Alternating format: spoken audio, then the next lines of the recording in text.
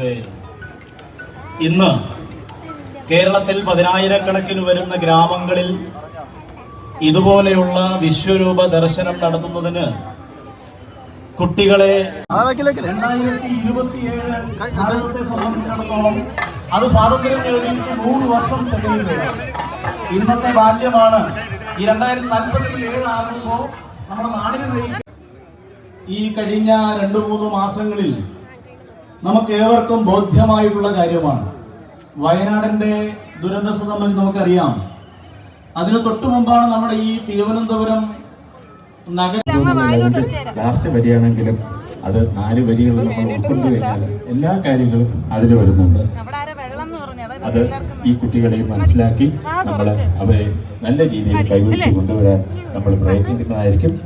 ഈ വാക്കുകൾ പറഞ്ഞുകൊണ്ട് എല്ലാവർക്കും നന്മ വരട്ടെ എന്ന് ആശംസിച്ചുകൊണ്ട് ഒന്നുകൂടെ നന്ദിയോടെ സ്മരിച്ചുകൊണ്ട് എല്ലാവരും സ്മരിച്ചുകൊണ്ട് ഭഗവാനെ സ്മരിച്ചുകൊണ്ട് നിർത്തുന്നു.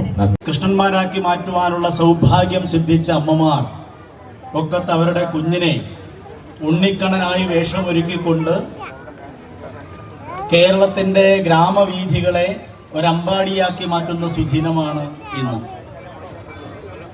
1975 അടിയന്തരാവസ്ഥയുടെ ഇരുണ്ട നാളുകളിലാണ് ബാലഗോകുലം പിറവിയെടുക്കുന്നത്. എങ്ങനെയാണോ ഭഗവാൻ ശ്രീകൃഷ്ണൻ പിറവിയെടുത്തത് അതേ സാഹചര്യമായിരുന്നു അന്നത്തെ സാഹചര്യം. ആ സാഹചര്യത്തിൽ ബാലഗോകുലം പിറവിയെടുക്കുമ്പോൾ കേരളീയ സമൂഹത്തിൽ തത്വമസി എന്ന് പറയുന്ന പോലെ അഹം ബ്രഹ്മാസ്മി എന്ന് പറയുന്നത് പോലെ കുഞ്ഞുങ്ങളിലെ ഈശ്വരനെ ദർശിക്കാൻ അവർക്കും ഞാൻ ഈശ്വരനാണ് എന്നുള്ളൊരു തോന്നൽ, അതാണ് സത്യം. നമ്മൾ ഓരോരുത്തർക്കുമുള്ള ചൈതന്യമാണ് ഈശ്വരൻ എന്ന ചൈതന്യം. അത് ഭഗവാൻ തന്നെ ഓർമ്മയിൽ പറഞ്ഞുകൊണ്ട് ആ ഒരു ചൈതന്യം ഉൾക്കൊണ്ടുകൊണ്ട് ഈ ഓരോ കുഞ്ഞുങ്ങളെ ഭാരതത്തിൻ്റെ വാഗ്ദാനങ്ങളാക്കി മാറ്റാനുള്ള ഒരു മുന്നേറ്റമാണ് ഈ വ്യക്തി ശുചിത്വം നേടിയിരുന്നു എന്ന് നമുക്ക് കാണാൻ സാധിക്കും. നിസ്സങ്കോചം പരിഷ്കൃത സമൂഹം എന്ന് പറയപ്പെടുന്ന ആൾക്കാർ മാലിന്യം വലിച്ചെറിയുന്നത് നമ്മൾ ഓരോ നിമിഷവും കണ്ടുകൊണ്ടിരിക്കുകയാണ്. അതുകൊണ്ട് ഈ ഭൂമിയെ സംരക്ഷിക്കുക എന്നുള്ളതാണ് പരമപ്രധാനം. ഏതൊന്നിനും നിലനിൽക്കണമെങ്കിലും എന്ന് ഹിന്ദു സംസ്കാരം ഉണ്ടായി എന്ന് ചോദിച്ചാൽ നമുക്ക് പറയാൻ കഴിയും, എന്നാണോ ഈ പ്രപഞ്ചം ഉണ്ടായത് അന്ന് ഹിന്ദു സംസ്കാരം ഉണ്ടായി.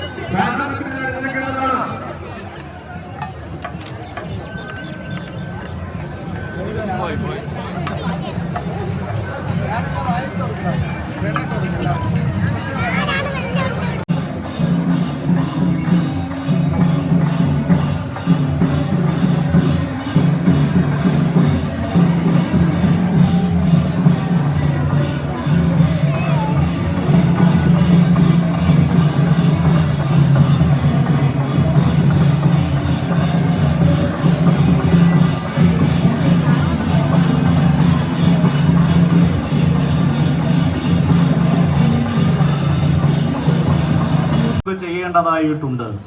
അവകാശങ്ങൾ പഠിപ്പിക്കുന്നതിനു പകരം കടമകൾ പഠിപ്പിക്കുന്ന ഒരു വിദ്യാഭ്യാസ പദ്ധതിയിലൂടെ മാത്രമേ ഈ പ്രകൃതിയെ നിലനിർത്തുവാൻ സാധിക്കുകയുള്ളൂ എന്ന് മനസ്സിലാക്കിയ നമ്മുടെ ഋഷീശ്വരന്മാർ വിദ്യാഭ്യാസ പദ്ധതിയിൽ ആദ്യം പഠിപ്പിച്ചത് ഈ ഭൂമി നിന്റെ അമ്മയാണ്, അമ്മയുടെ പുത്രനാണ് നീ എന്നുള്ള ബോധ്യമായിരുന്നു. അവകാശങ്ങളല്ല, കടമകളെ കുറിച്ചാണ് പഠിപ്പിച്ചത്. ബാലഗോകുലം കഴിഞ്ഞ 50 വർഷക്കാലമായി ചെയ്തുകൊണ്ടിരിക്കുന്നത് ഗതികേടിലേക്ക് നമ്മുടെ സമൂഹം മാറിയിട്ടുണ്ട് എങ്കിൽ മനപരിവർത്തനം ആവശ്യമാണ് എന്നുള്ള ബോധ്യം നമുക്ക് വീടൊരുക്കാം, വിശ്വശാന്തി ഏകാം എന്നുള്ളതായിരുന്നു അതിന് മുമ്പുള്ള സന്ദേശം. വീട്ടിലാണ് നമുക്കത് തുടങ്ങേണ്ടത്. നമ്മുടെ ആദ്യത്തെ സർവകലാശാല വീടായിരുന്നു.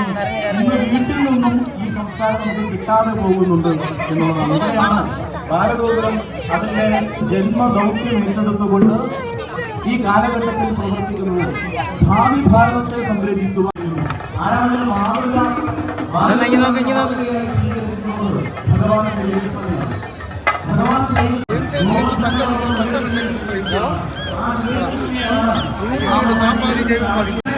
പ്രകൃതിയെ സംരക്ഷിക്കുന്നത്. അതുപോലെ ഞാൻ ഭഗവാനെ